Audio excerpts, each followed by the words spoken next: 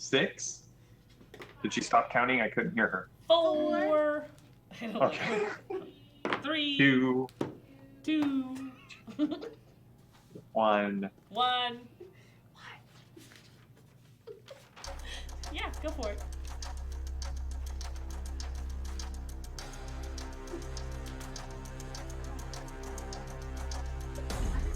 That's the gold standard. Hello, everyone, and welcome to Fading Suns Thursday. I am Jay, your GM, and I am joined tonight with the crew of the Oh Boy, minus Perpetua. Perpetua, we miss you, and looking forward to having you back here back in October. So we're just going to jump in. If you are new to the channel, or you are new to Fading Suns, hold on, it's going to be a bumpy ride. For those of you who were watching last week, it is good to have you back. I hope that we can continue with what's going on here. And let's just jump right into it. The sun sets on Lemon Canyon, a passive observer standing in the shadows of a sacred shrine, ponders the scene before him. Darkness at light, at war, both among groups and within souls. How souls are defined not by the intellect, but by their relationships. How relationships are often defined by emotions. Even here at the distance, the shared pain that he sees moves the man. And for what seems to be the 1000th time, he prays to the Pan Creator. How long, how much more do these souls have to endure? As he watches two souls entwined in grief, again, the answer that resonates in his soul is silence. And in that moment, a scream shatters it. The cry of a soul at the end of its road, at the end of its rope. The desperate cry of a soul in need of rest, in need of release. But release from what? Gemma, as we open on you, having just tended to Falcosis' body, having wiped the blood, cleaned the wound, dressed him in repose. The room and let out this soul desperate cry. What's going through your head? What's going on? Yeah, I think having finished prepping the body, she would have retreated to the chapel and just screamed. Because she has felt responsible for this crew, and those connected to this crew, and to have someone murdered on her watch, someone who had answers, someone who was an ally in this pursuit of the Lady of Light and what she is attempting to do through others, would have really upended her. You know, she'd gone into battle mode, she was doing what she needed to do, but now that she has a moment to think, I think it's just kind of screaming yourself hoarse. Okay. The cry just sort of echoes through the somber and silent halls. So different from the silence that you experienced the first time here. There was a silence in the rhythm of this place, a comfort to the smiles and the faces of these people that, you know, in some ways Falcosis has redeemed or had redeemed from their previous life, as the mission sort of explained. And now there's just the silence of the sepulchre. There's just no one is making noise. So your scream just kind of lingers, resonating in the stone of the villa, as if the stone picks up your sorrow and somehow resonates it back at you.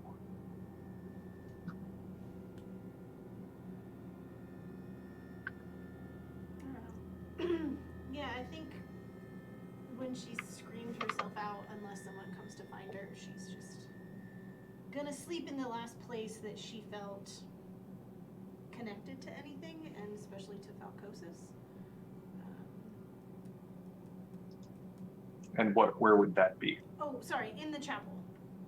Okay, so you're gonna head to the chapel. Yeah, I think once she was done with the body, that's where she would have ended up, is the chapel. Okay.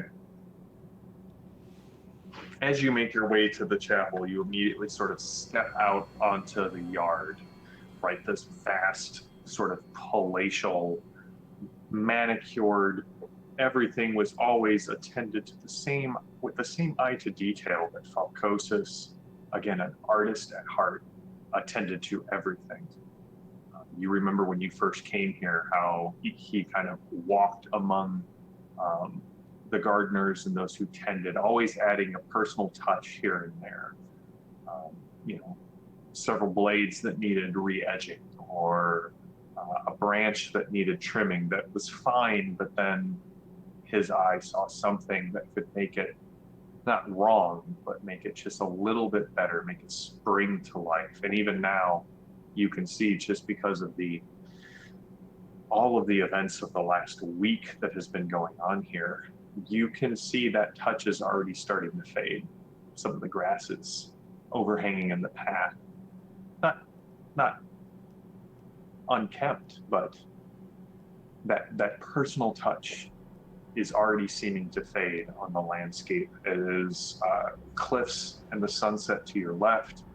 Oh boy, in front of you, the shrine to Beatrice off to the right, where you can see Ericol kind of standing in the shadow of the opening to the shrine, and kind of in the middle of that cruciform is the kneeling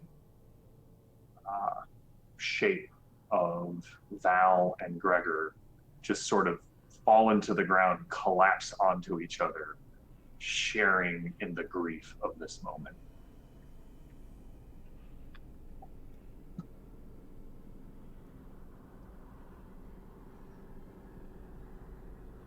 I think she would try and skirt around Val and Gregor. Doesn't really want to interrupt that moment. All right, as you approach the shrine, you can see Ericol sort of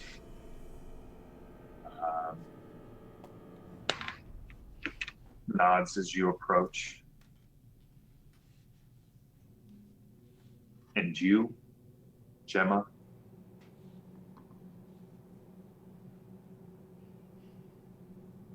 to ask how you are doing feels too shallow of a question for the deep currents of this moment.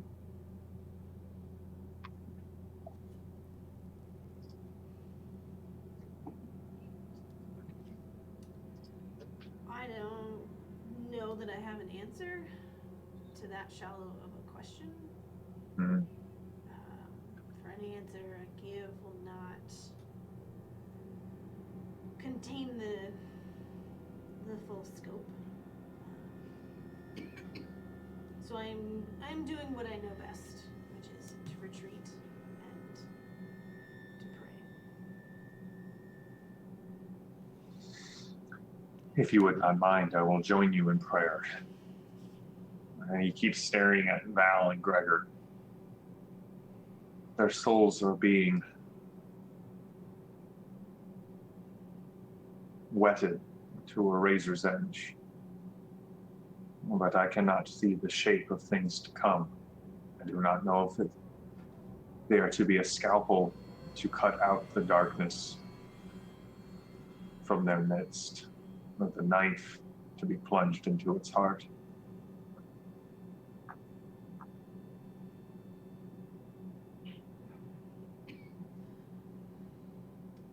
Time will tell.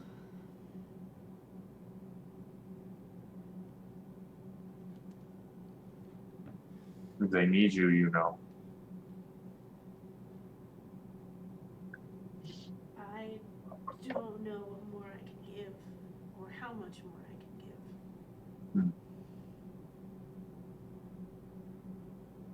Then it is indeed a moment for prayer. And he'll just head into the shrine, kind of.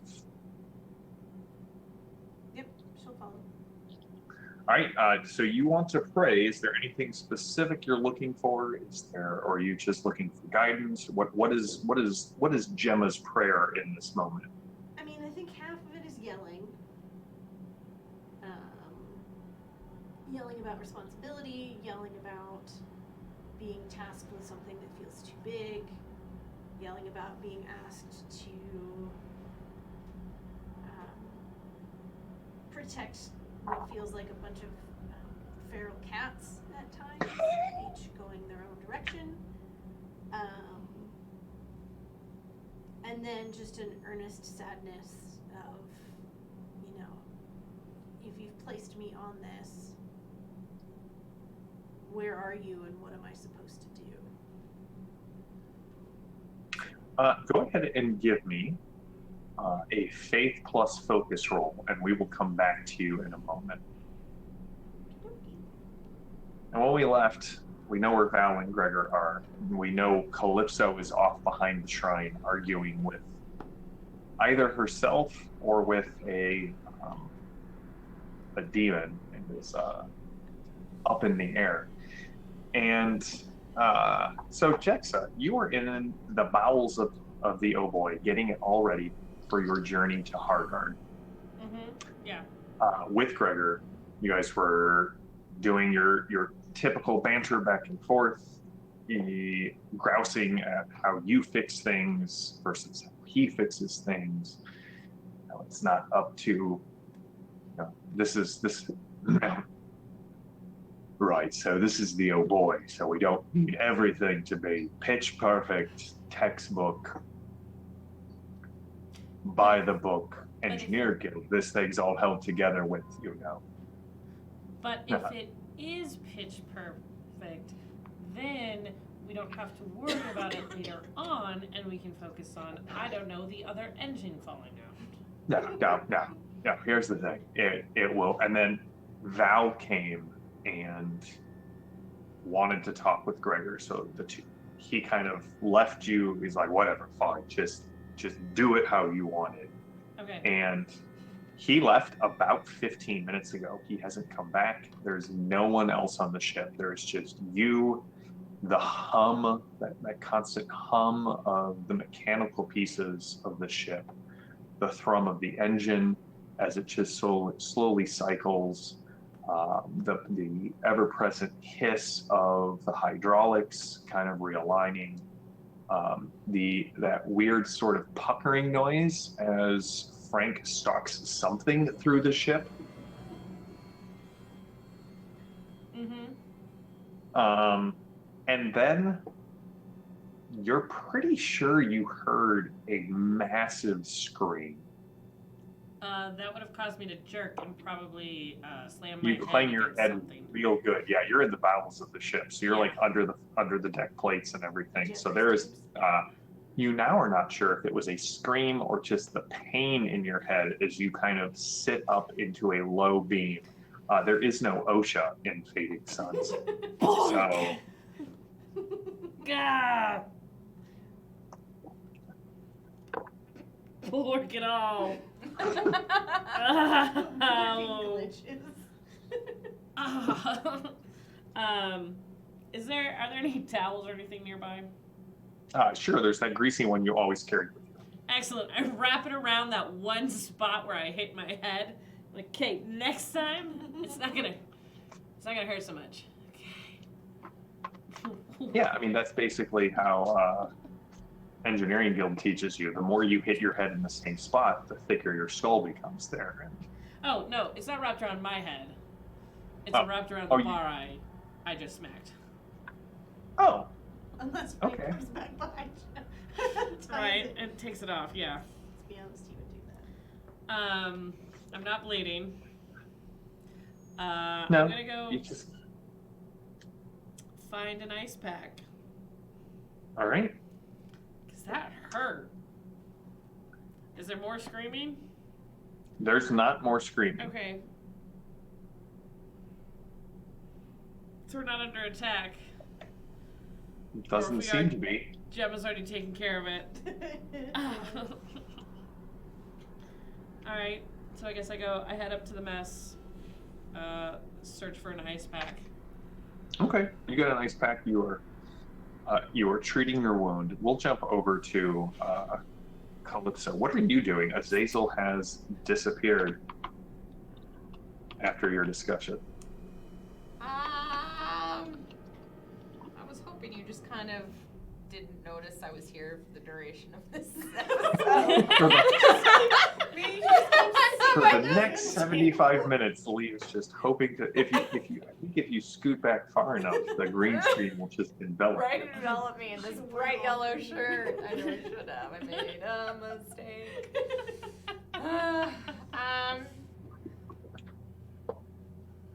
I think what Calypso wants to do right now is jump off of a cliff, maybe. I think she wants to actually talk to Ericole, but I think Ericole is currently with Gemma, and she knows that, so she's just kind of like skulking around right now, pretty much. Okay. Waiting. Waiting for him. Yeah. All right. Then let's jump over real quick. Val, what are you doing? You have paths. You know Lenny can probably get you the information. You know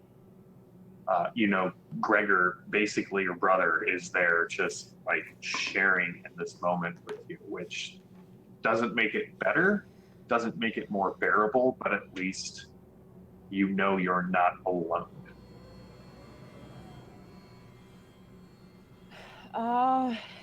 Yeah.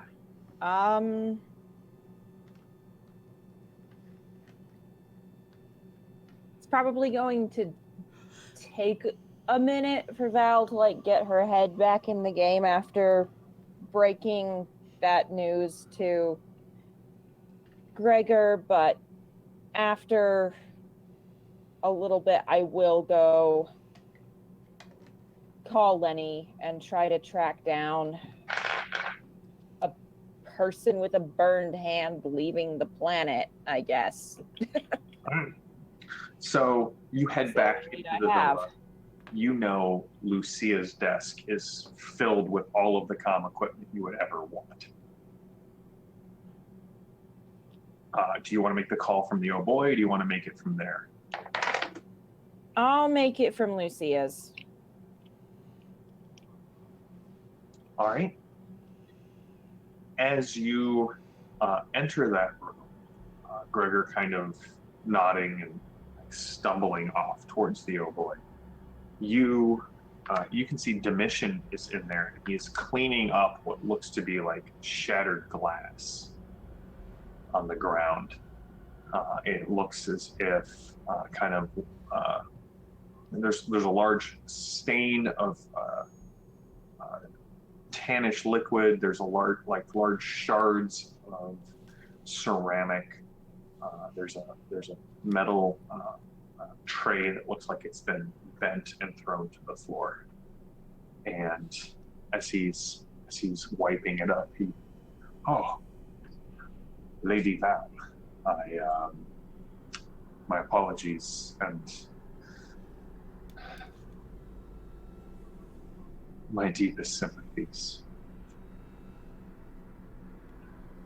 You as well. I know that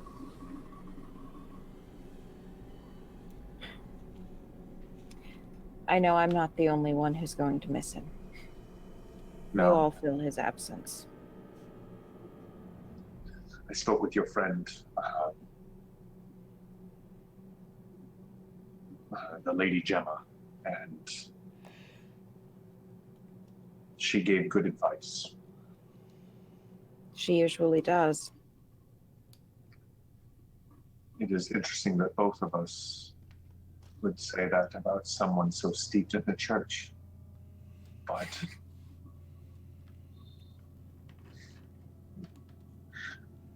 we are presented with two paths, Val. I fear Lucia is reverting to her old ways and wishes us to go with her. And yet, everything Falcos has built here, all of the shelter, all of the opportunities, and it kind of looks at you and gives you kind of a wry grin. All of the opportunities for redemption. I find myself not wanting to throw away all that he offered, even if it means giving up vengeance against those who have so deeply wounded me.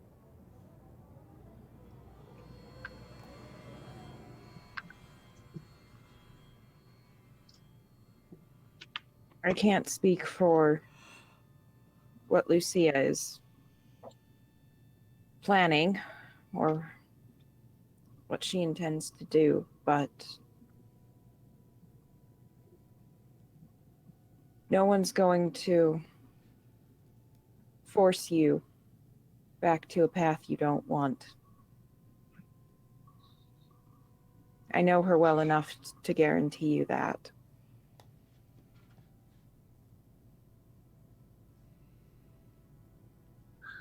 I must attend to any kind of my duties. I assume you are looking for Lucia. Yeah, I need to make a call.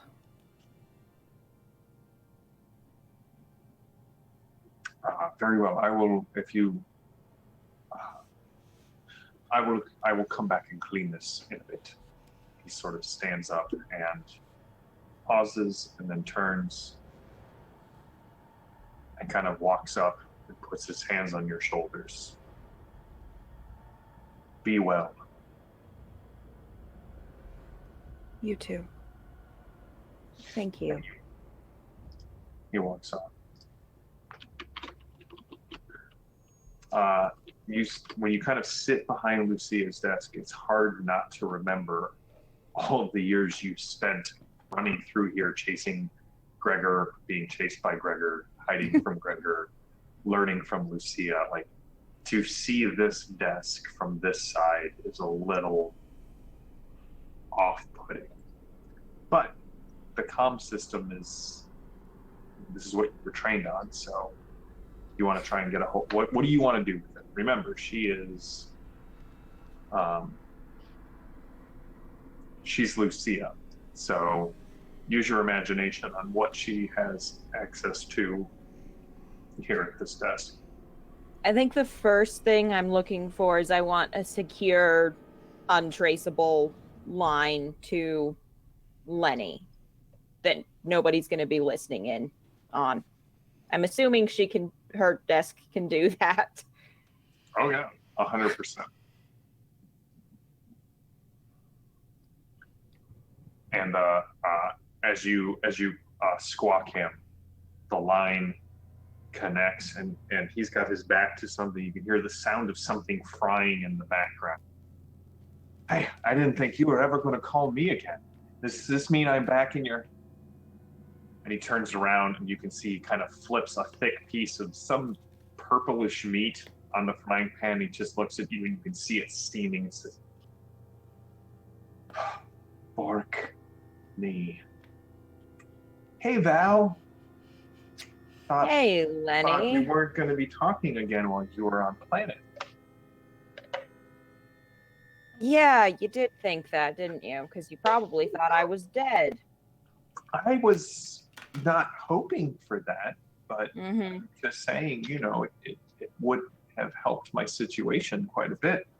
What can I do for you? So you're on the outs with Lucia, huh? You know what? It's a long story, and the short of it is I didn't know that those power packs weren't charged when I sold the weapons to her, and she just feels. You know what? That's neither here nor there. Why are you sitting at her desk?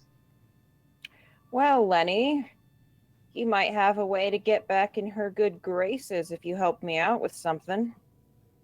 this isn't that time, like, you told me that there was that bridge that we could sell. I guess this is like a real offer. Yes. Osbear cheering for the Becca fan club. Woot! Sorry. Help me out with this, and I'll see if I can talk Lucia into not shooting you in the face the next time she sees you. Listen, Val, if this bites me anywhere below the neck, we're done. Like, no I'll more. be sure no it more goes favors. straight for the throat then. That's technically on the neck. You got to be a little more specific, Len. What do you need? Need help tracking somebody down who left planet recently. What port?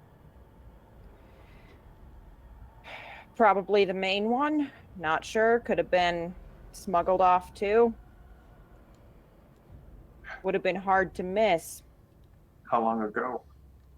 Than the last day. Like 24 hours, 12 hours, 6 hours? Do you know where How you long started has from? it been? How long has it been since Falcosis died? You're not entirely sure because you didn't check the body, but Right. you did see Gemma was able to easily pose the body, so it was, and the water was still running, right? And the blood was still dripping. So your guess is no more than, a couple of hours. So it's been like 6 hours by this Or- time after cleaning everything up, or? No, you're probably at like 4 at the outside. Okay. Sometime in the last 4 to 5 hours. Where did they leave from? I'm not entirely sure, but somebody getting off planet with a very badly burned hand. All right, badly burned hand. What city did they start in? Like, I need to figure out what spaceports are actually in range. What city are we in? You are currently in Hakonen. Check the ports out of Hakonen, then. He kind of gives you a weird look, like ours. I mean, all right, I'll do what I can. We got a lot of. I'll do what I can. You said a badly burned right hand. It's not a lot, but I'll see what I can do. Maybe Call you somebody back here saw at the desk. something. Yeah, call you Yeah. back here at the desk. All right. All right, we're gonna jump over to Gemma. What'd you get on your faith roll? So I succeeded with a 4. Okay. How much do you want to spend on guidance from the pancreas? Infinity. I mean, I've got 12, so use them or lose them, right? Sure. I mean, that's not technically true, but you are able to use them. So you're gonna spend 12? Yeah. All right, so as you kind of sit there in prayer,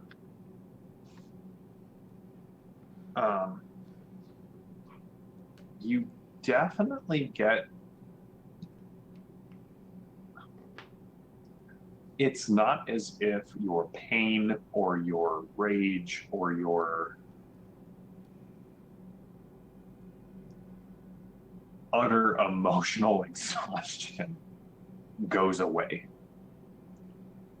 And it's not like you get a divine insight into who killed Falcosis or what does it all mean or anything like that. But the last rays of the setting sun kind of hit over your shoulder through the door of the shrine and illuminate the icon of Zebulon the Prophet. And there is in the light of the setting sun, sort of the stern face of judgment that was depicted in this icon is somehow cast in a very merciful and sorrowful light. And you are reminded of several passages from the Omega Gospels, but the one that really kind of stands out is that, right, Zebulon is not unacquainted with the exact things you are going through right now, and that, pointing back to the Pancreator, right, the Pancreator is still sovereign, is still, to your belief, in control. And while you may not understand any of this, it is now in these dark, quiet moments, these dark nights of the soul, that that the burnishing of the soul's mirror's light shines brightest.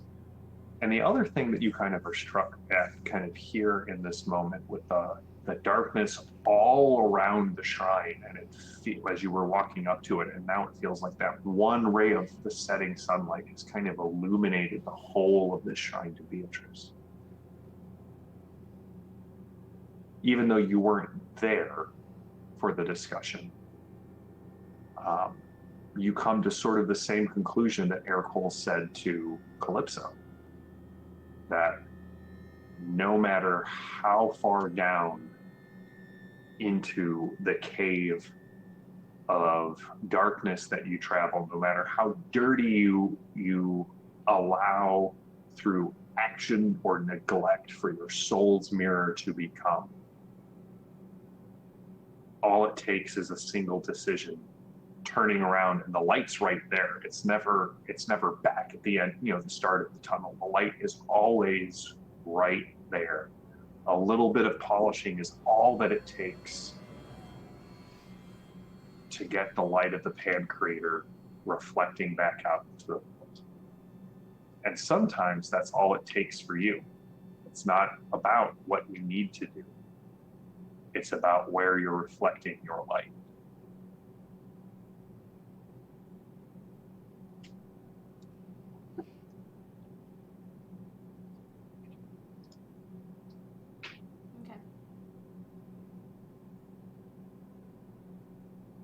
Ercole's there kneeling next to you, and you kind of see he cocks his head as if hearing something just beyond. I mean, you don't hear anything, right? You are, in my mind, you can tell me if I'm wrong, like, for the way you described it, Gemma is stoic everywhere else, but here is the outpouring of the emotional. Here is where the dam has broken, and it is being kind of poured out in the shrine.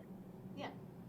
So he kind of stands very quietly and says, "I will return as quickly as I can," and kind of leaves the shrine. Okay. Jexa, you find an ice pack. It's good.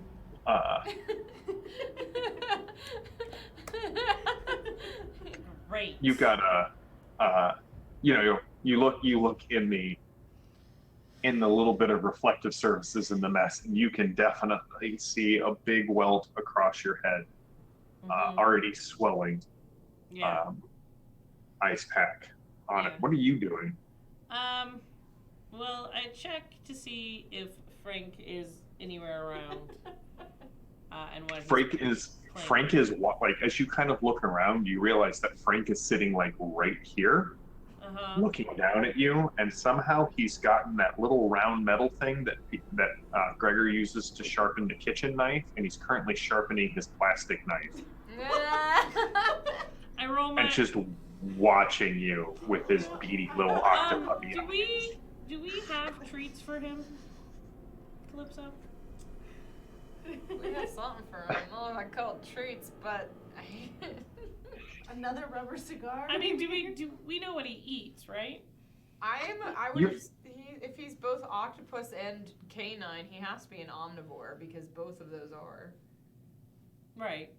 So Do some bacon strips or I mean, yeah, like, I figure we if could have we've had him for a little have picked up some like processed dog treats or something. Maybe some like fish food. I don't I was know. gonna say, even if we Yeah. don't have any dog treats, like, pull a shrimp out and toss it up. Yeah, to you Oh, have he'll love definitely that. seen him eat some tasty dogs.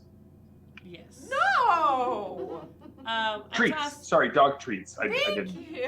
You didn't finish. I'm gonna toss up a treat to him, and head to the bay doors, and kind of just look out, Everything's fine. see where everyone Everything's is. As you head towards the bay doors, you can just see like Gregor comes in, and like normally Gregor is this right tall, kind of ever-present, possibly annoying for Jexa chaperone. Mm-hmm. And here he seems to have just kind of curled around himself. You can see like his eyes are puffy and red.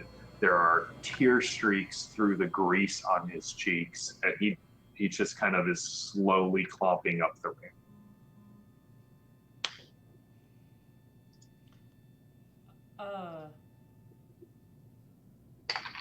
Hi?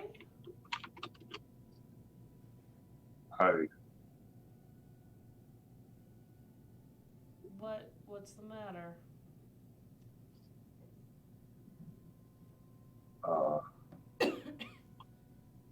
I'll just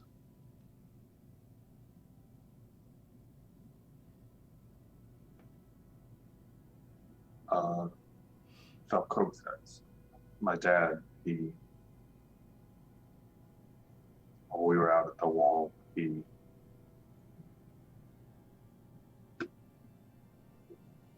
someone, and he just turns and he punches the bulkhead, and you can clearly hear something snap in his arm. He kind of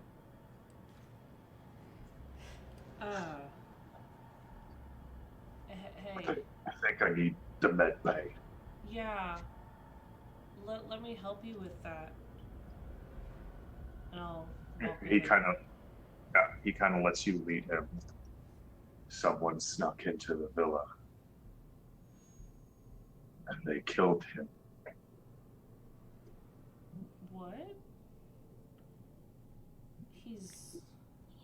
I saw him. So. You don't have to repeat it. I'm sorry. And I hug him. He winces because his broken hand is between the two of you. Right. And then I Val's go, I'm sorry.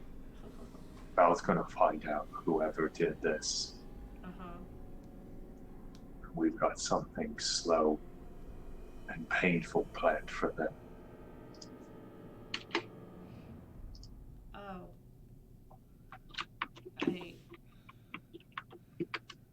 I get it. I get it.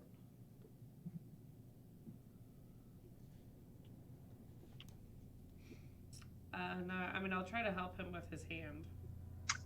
Give me a wits plus remedy roll, and it is favorable because of the med bay. Oh, And we'll come back. We'll come back to you in a second. Calypso, Ericole kind of steps out into the night air, and the temperature is dropping, like not to freezing or anything, but it is definitely dropping as the sun finally sets and the red orb descends beneath the ocean. And he kind of turns and he's like, I thought I heard someone skulking about.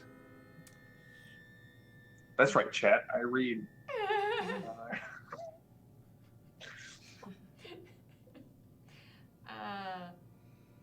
Can I help in any way?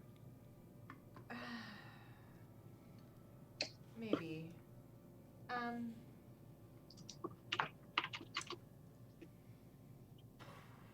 When you think of me, what's the first thing you think about?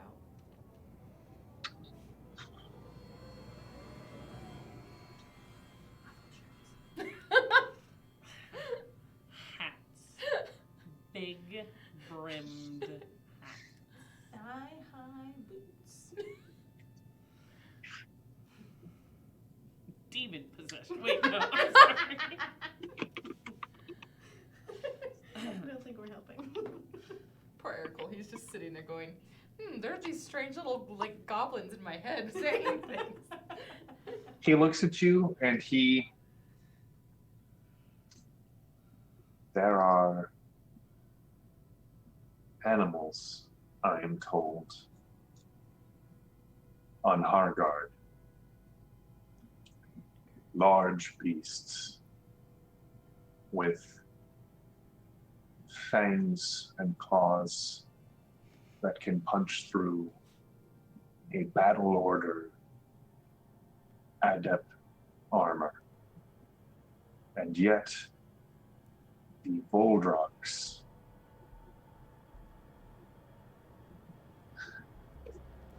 prize them as symbols of power and strength. They are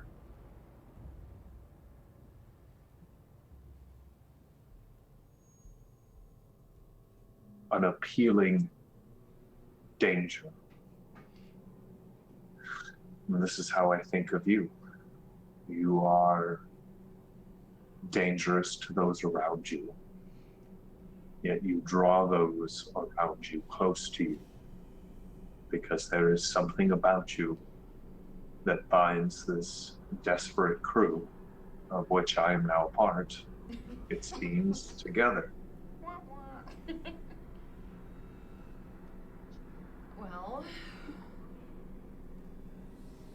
I'm gonna tell you something. And then I think I'm gonna leave. Hmm. And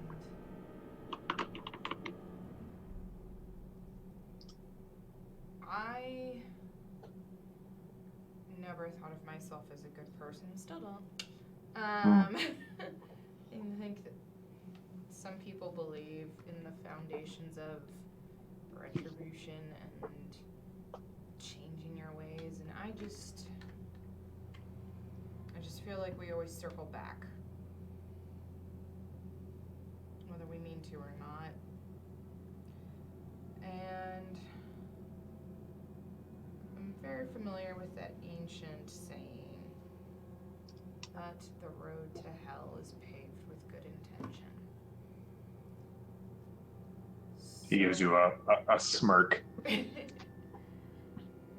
So, I had a good intention with Jexa, leaving her with her dad, who was stable and safe and predictable and reliable. But I messed up. And I had a good intention with a group that are now overly dead. And I messed up. And then I had a good intention to save the lives of the people around me when what I thought was an unwinnable monster dragon thing. And then I messed up. So, you believe in demons, right? Oh, indeed. And I believe them in both the materialistic sense that we have inner ones that we wrestle with, and in the way that the Omega Gospels speak of them, that not every voice in our head is our own. Yeah. I've never met an angel, but I've met a literal demon. And I made a promise with it once to leave me and my friends alone because I had a good intention. And then I welcomed it into my body because I had a good intention. And like all of my good intentions,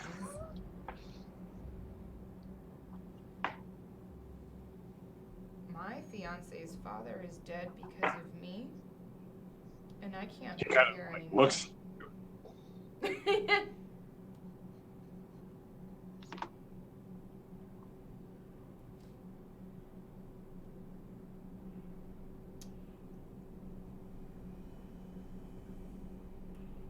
Let me ask you a question, if I may.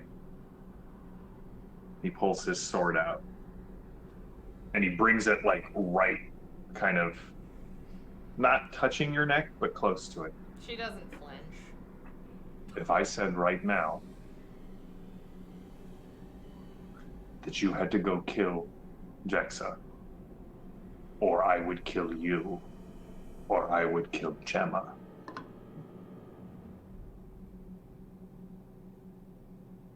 who is actually responsible for the act?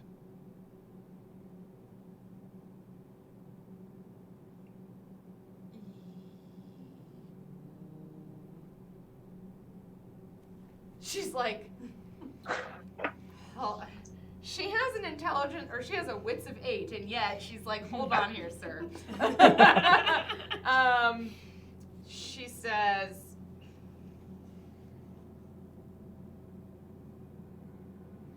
theoretically, no, me. I'm responsible, because if I choose my life over theirs, they're dead. And so my decision impacts their reality and their existence. And yet, if you do nothing, and I carry through on my threat, are you responsible, or am I? Well, you would be responsible for me. Exactly. Just because we make decisions because we believe the outcome will go one way or another does not necessarily mean that all of our decisions damn us. A demon, literal or otherwise, can tell you one thing. They may even speak the truth from a certain point of view. But in the end, you have the choice.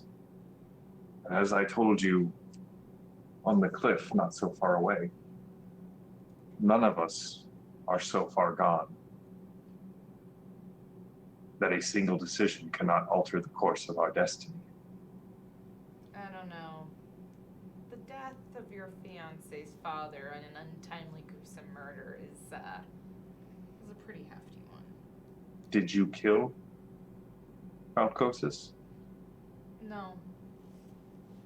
Did you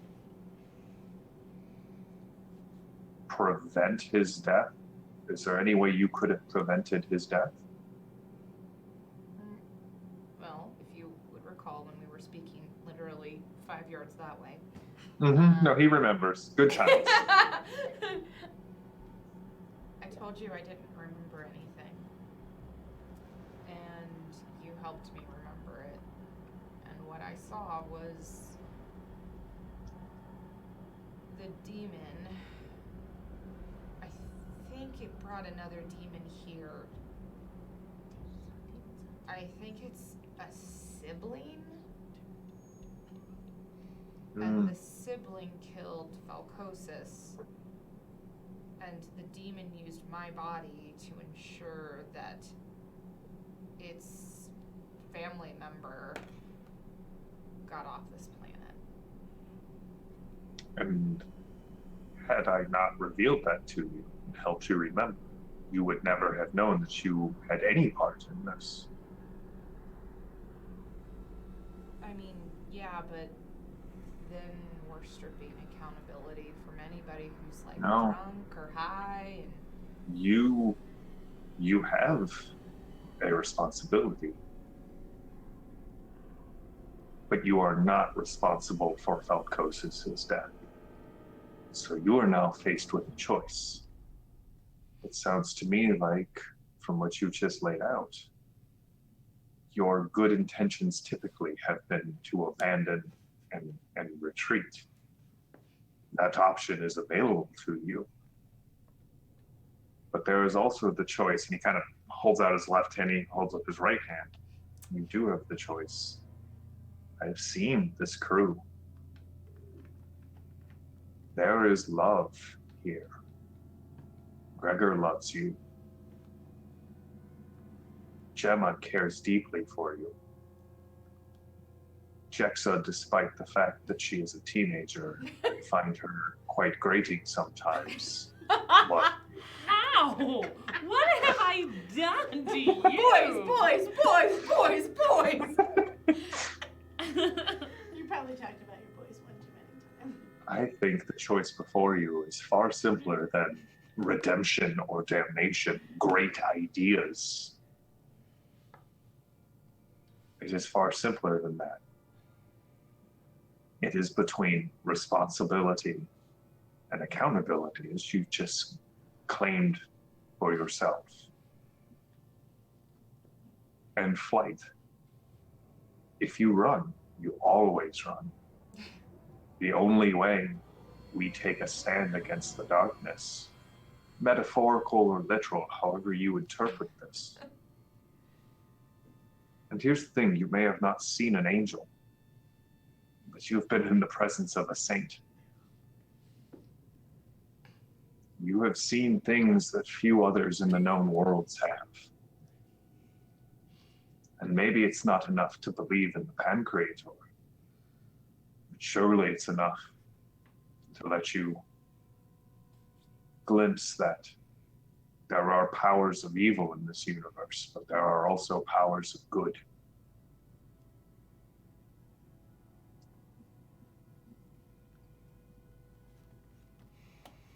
She's just gonna like lean back. I'm taking the weird point. Good. Take a weird point. You deserve it. But she can only use it. Say Aircool deserves Aircool with Aircool. It has been noted. She'll like kind of step back, like I don't know, scratch at a person because that's what I'm doing, and say, "Do you know who Ashkagael is?" We'll come back to that in a second. Okay, there was Maddie to all right, Jexa. Val, are you just sitting at the table waiting for Lenny to call you back? I want to try to find Lucia while I'm waiting. Okay.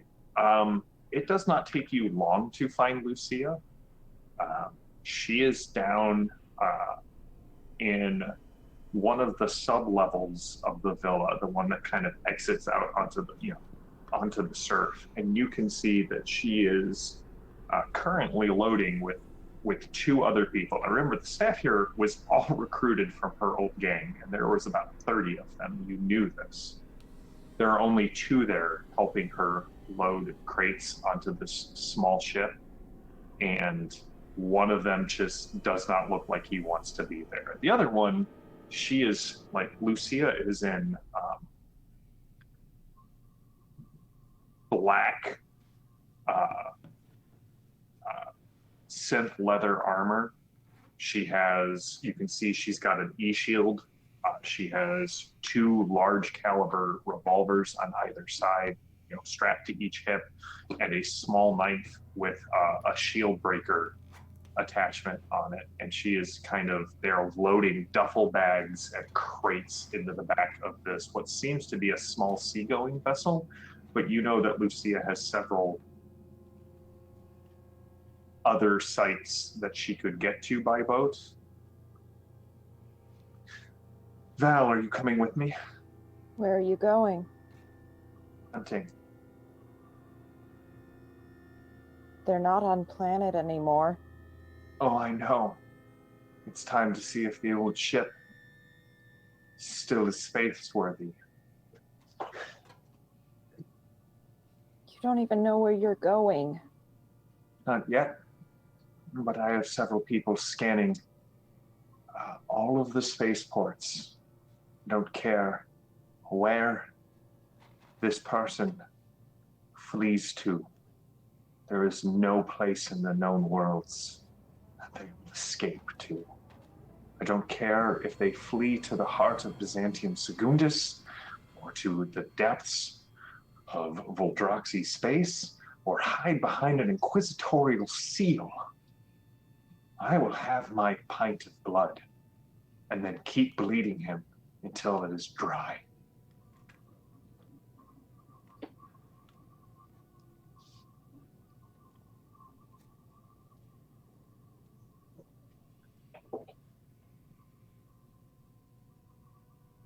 Look, I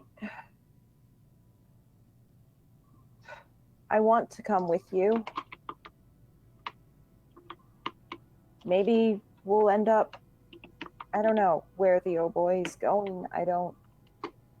I've got people looking too.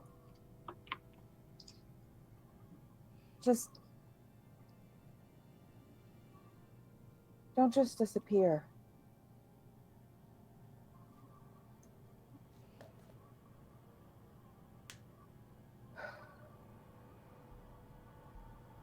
Finish loading the boat. We leave in 5, and she comes up to you and she gives you a big hug. I'm not going to disappear. I'm going to find the bastard. If you get there before me, save me a piece. Why don't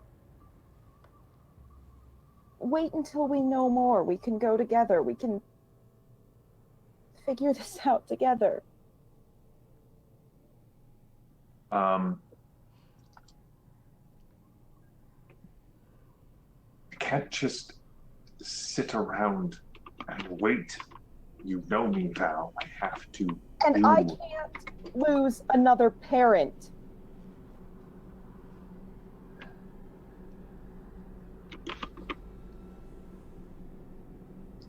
Val. I'm gonna reach up here and get my son's book. Oh, God. Bad news when the book comes out. I really should pull these off the shelf before the session starts. Val, give me a... I'm going to let you make this favorable. I would like you to make a...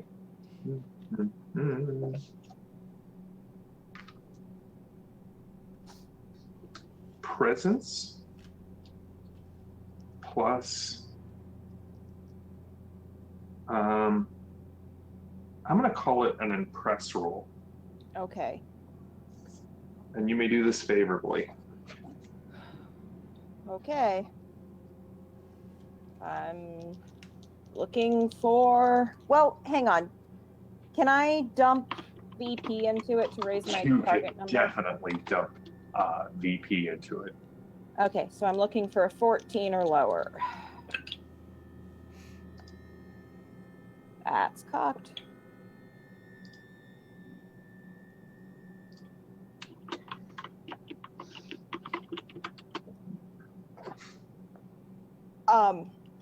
It's a 14.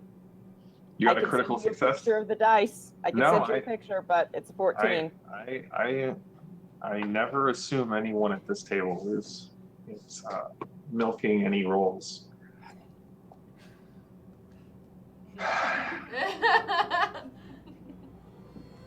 Oh, Becca is?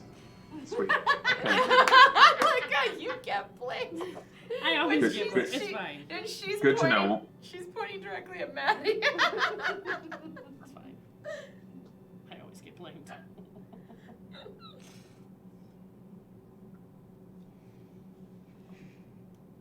One day. No. Damn it, Val. Fine. You two continue with the plan. I'm...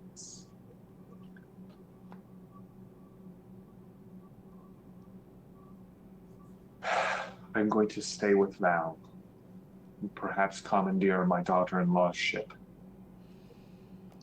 Oh, commandeer. We will find whoever did this. Gregor should not be left alone either. No. We need to go back to the ship. I wanted to make sure you didn't leave. But we should go back to the old boy and actually have a conversation with everyone.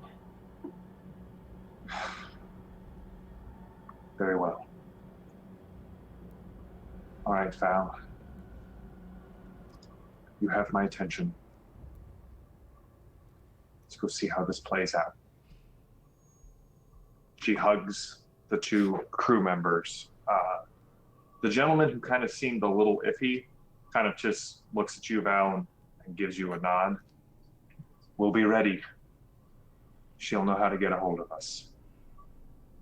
And they get on the boat, and the front end kind of lifts up and just goes speeding off into the night.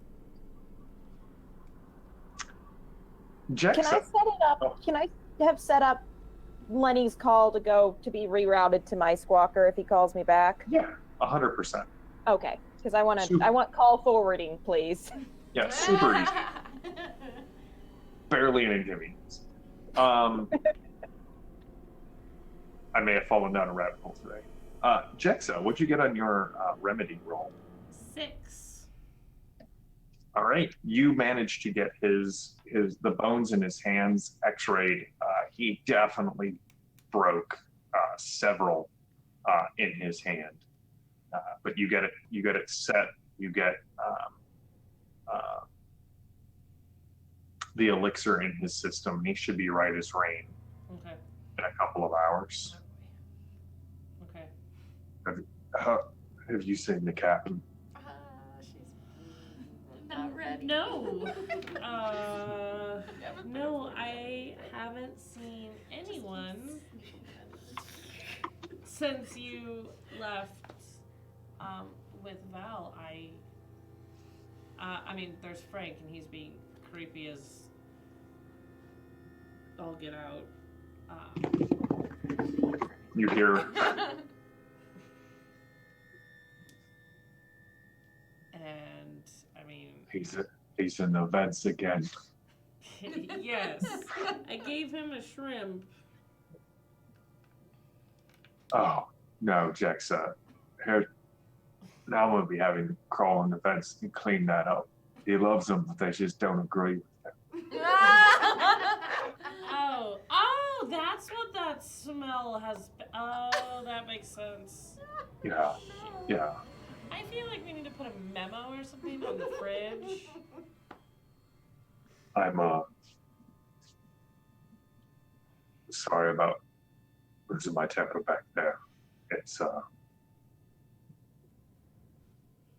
get it.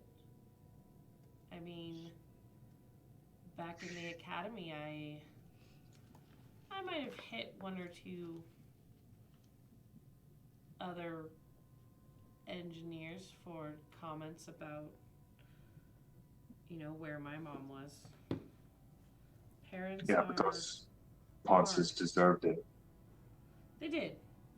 And maybe our walls didn't deserve it here on the Oh Boy, but... Oh, I'm gonna have to fix that too. It does make you feel a little bit better?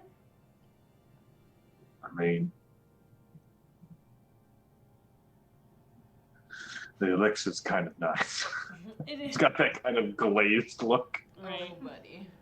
It is. Maybe we'll have to set up like a punching bag or something, and you can show me how to throw a right hook.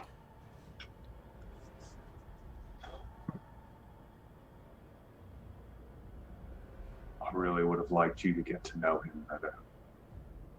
I would have liked to get to know him better too. Did I tell you that I realized that when you and Calypso get married, Lucia is going to be my step-grandma? Oh, she's gonna love that. Oh, I she will did never not hear love the it. end of it. Oh, Oh, she did not love it at all.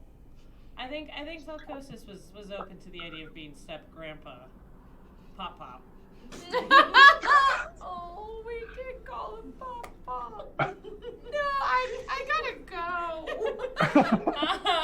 I think I left the iron on. Alright, I haven't finished my taxes for March. But Lucia was definitely not a fan of Nana, Granny, Mima. I'm pretty sure there were threats against my life if I were to use any of those. He kind of reaches out with his left hand and grabs yours. Mm-hmm. I'm glad you're here chaperoning me. Oh. I will always be happy to chaperone you. All right, Gemma, you finish up your prayers. What do? I'm just moving in a clockwise circle now as opposed to bouncing around because I could not keep track of everyone.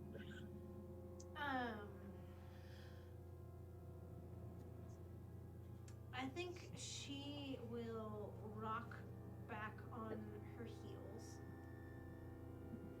and stand up, and will find some loose piece of something in the chapel. Okay.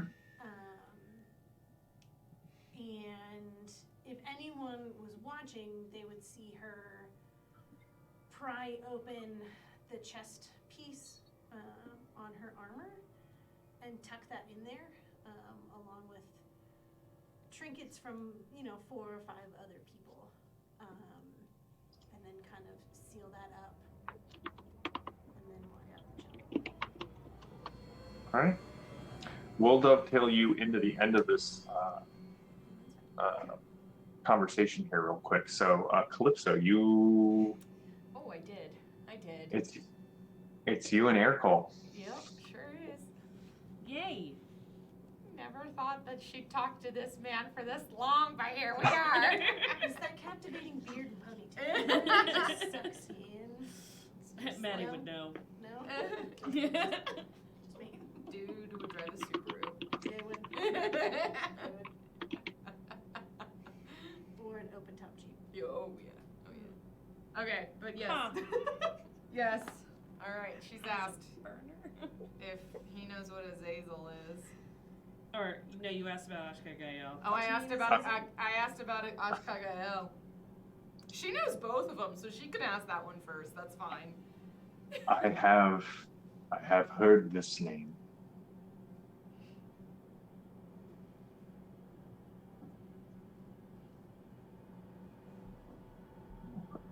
It is one of the older names for creatures that lie between the light of the stars that inhabit the deep darkness of the universe.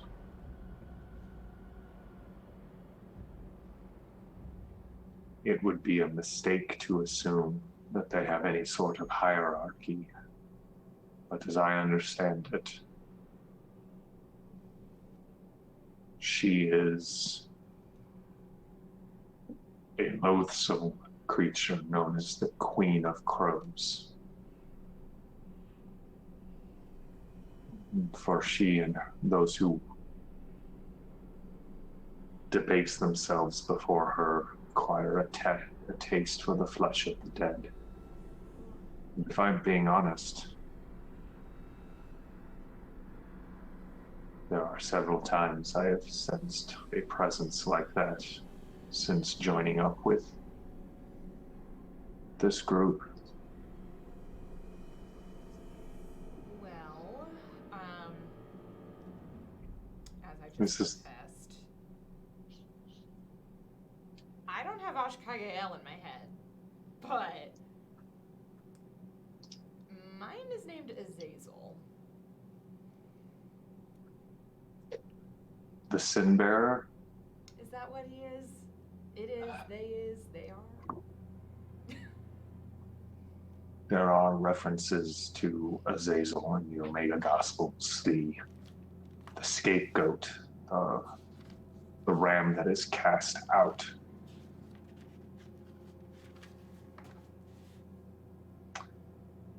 But from what little experience I have, I did have access to the restricted libraries, but there was not many of them on the planet I was stuck on until Gemma rescued me. These two do not normally. They are the evil that consumes itself. Rivals, if you will. And yet you say they work together? No. Well, you know what, maybe, I don't know. All I know is that Azazel completely took over my body to ensure that whoever was inhabiting somebody else's body, the person who probably unwillingly killed Falcosis.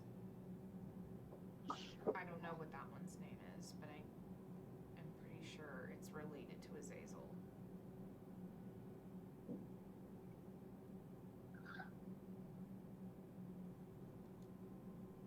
Though they teach us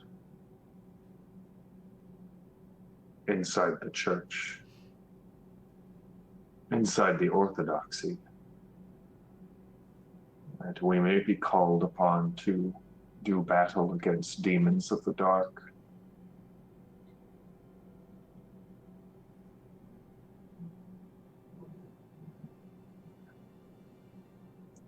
One does not ever expect to actually encounter one, let alone two, in a single night.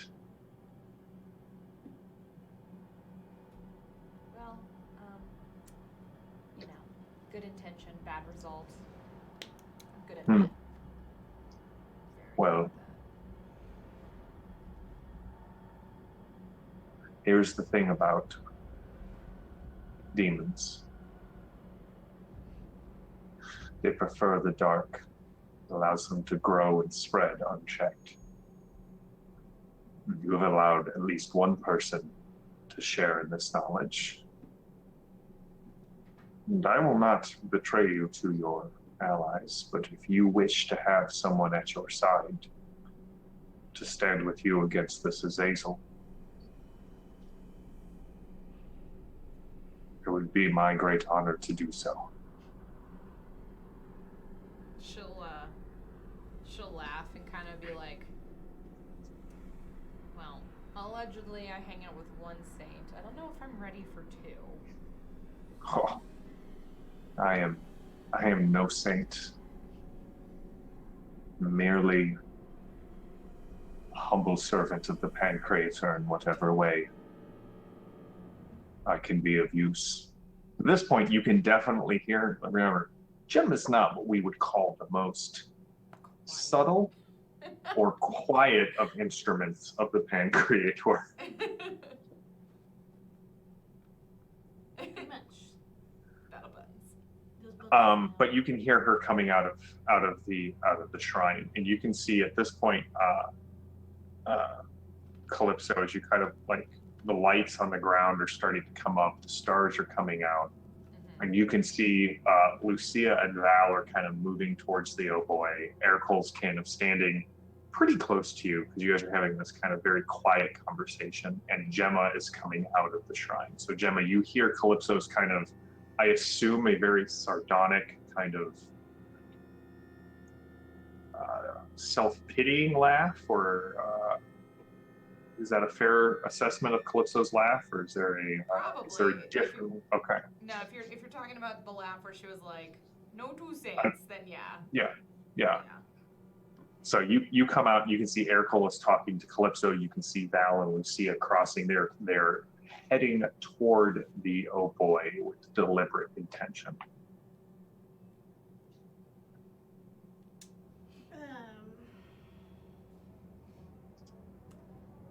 Hearing that laugh,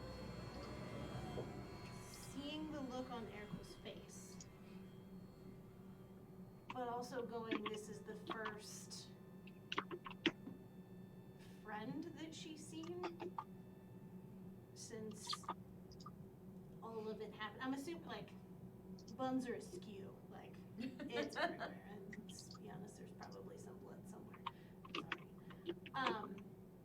She's just gonna walk up and enfold Calypso in a giant hug. Just,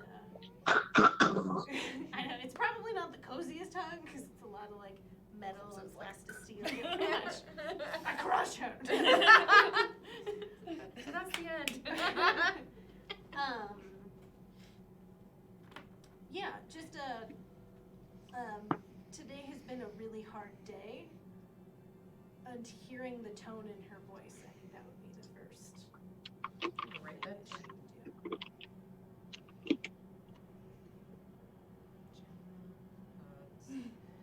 Calypso. That's how I say it in my head every time I write it. Whatever helps you. And then as she pulls away, she'll look her in the eyes with, bloodshot, teary eyes and just say, I think we have some things to talk about. And just like gently pull back, like She's not gonna say anything. She'll just be like, nod.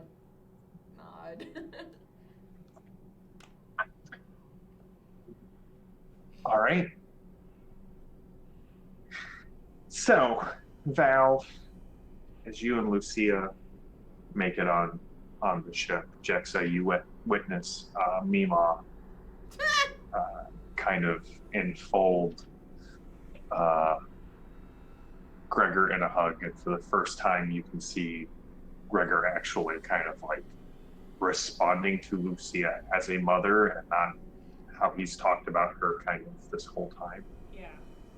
And Ercole and Gemma and Calypso all board the oh boy.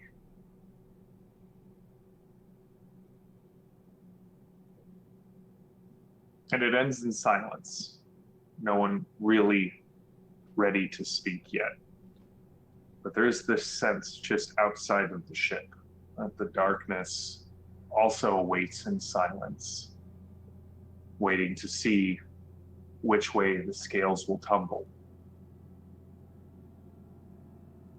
Does their hold grow tighter? Do their claws sink deeper? Is the next noise a scream of triumph or the sounds of breaking chains? We'll figure that out next week, as we will return in a week for more Fading Suns goodness. Thank you to everyone, as always, to our moderators, Phantom, to our amazing producer who has stood in this week. JD is off this week. We have had Jenny as our producer. You may know Jenny from, I can't say that anymore because that character is out of the Call of Cthulhu game, but you may recognize Jenny from the Call of Cthulhu game. So big cheers for Jenny, big cheers for Phantom. Thanks to everyone in chat, Andrew, Oz, Phantom, Evan, everyone. It's so good to see you guys out there. And I hope you enjoyed the show. We're going to be continuing this discussion in this session next week as we see what happens with the crew of the Oh Boy as they deal with this tragedy. Check out all the other great shows on the Ulysses International channel, one of which you can see some of us who are playing tonight come back on Torgsday night, also known to the rest of the world as Tuesday night, for more cinematic, action-packed not mini guns. In case if you don't know what Torg is about, I will just say the last session ended up with a pterodactyl crashing an attack helicopter to prevent the group from being gunned down by a minigun. I cannot say that's happened in any other game I have ever run. But we will be back next week with more Torg, more Fading Suns.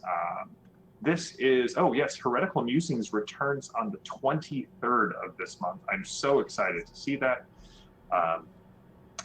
If you like Fading Suns, if you like Torg, if you like what Ulysses does, check out the chat. Phantom has dropped a link to the Ulysses store. They've got new games that are going to be announced. They may have already been announced. There's always new things at the Ulysses store, so go check those out.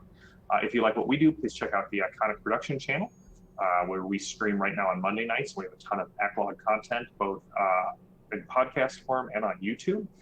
Evan and Evan, who's in the chat, will be returning for our Exploring Glorantha series on Saturday the 25th.